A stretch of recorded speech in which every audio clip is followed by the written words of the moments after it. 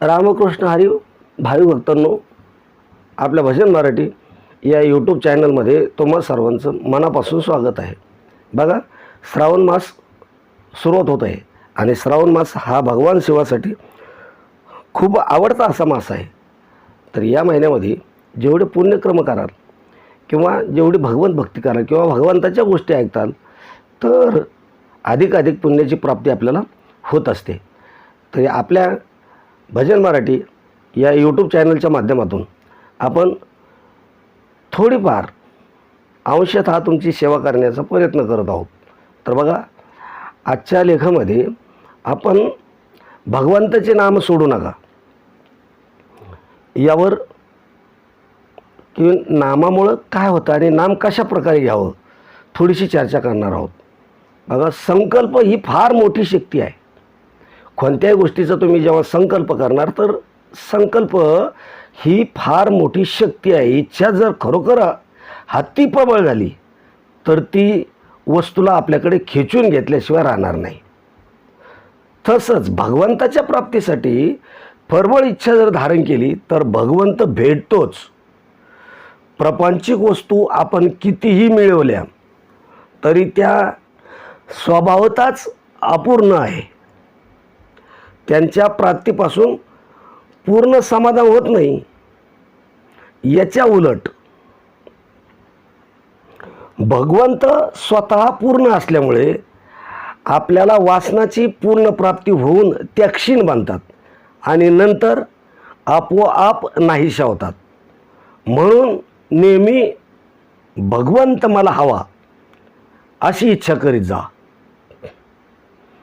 त्याचे नाम घेणे म्हणजे तू मला हवास असं म्हणणंच योग्य. खऱ्या प्रेमाने जर आपण आपला भार रामावर टाकला तर तो नेहमी आपल्या कल्पनेच्या बाहेर गोष्टी घडवून आणतो.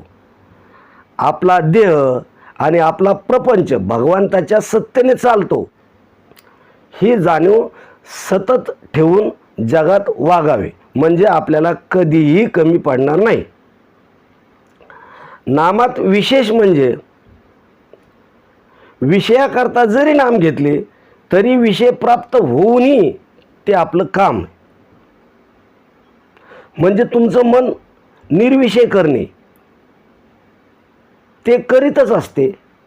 म्हणून कशाकरता का होईना नाम घ्या, पण निर्विषय होण्याकरता घेतले तर काम शीघ्र होईल.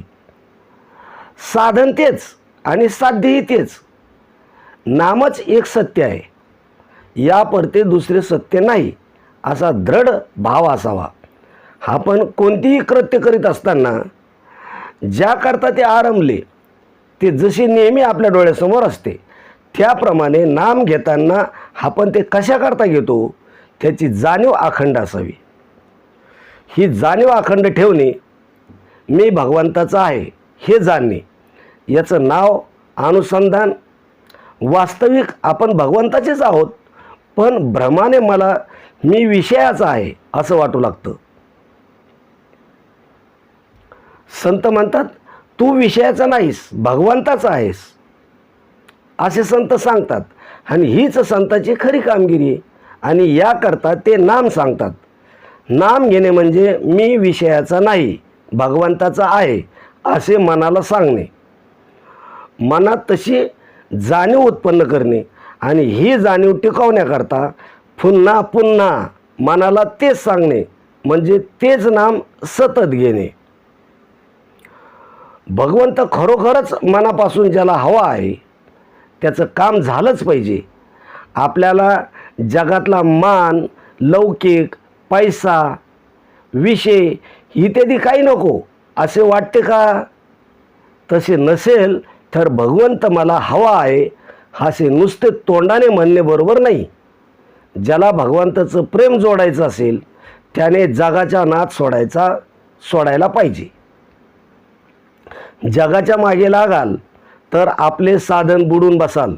तुम्ही सतत भगवंताचे नाम घ्यावे आणि मनापासून भगवंताला आळवावे. तुम्ही कितीही पतित असाल तरी पावन होऊन जाल हा माझा म्हणजे गुरुचा आशीर्वाद आहे. जो जो संकल्प उठेल तो रामस्मरणयुक्त असला पाहिजे. तरी मित्रांनो, हा छोटासा लेख गुरुच्या आशीर्वादाने मी आपल्या भजन मराठी या यूट्यूब चॅनलच्या माध्यमातून तुमच्यापर्यंत पोहोचवला आहे. तुम्हाला जर आवडला असेल तर आपल्या भजन मराठी या यूट्यूब चॅनलला सबस्क्राईब करून घ्यायचे. तसेच उद्याचा लेख पाहण्यासाठी बेल आयकॉनला ऑलवर सिलेक्ट करून ठेवायचे.